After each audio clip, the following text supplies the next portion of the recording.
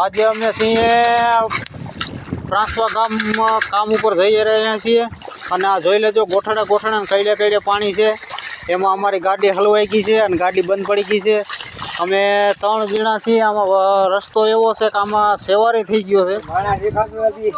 રસ્તો એવો છે કે આમાં સેવાર થઈ ગયો છે. ગાડી સ્લીપ થઈ શકે છે અને ગાડીના સાયલેશનમાં પાણી કરી ગયું છે એટલે અમારી ગાડી બંધ પડી ગઈ છે.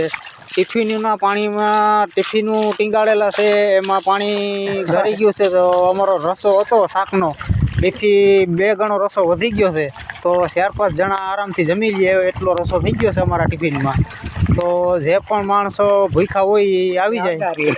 અમારે ટિફિનમાં વધારો થયો છે, રોટલી ભેરી લેતા આવજો એવી નમ્ર વિનંતી છે.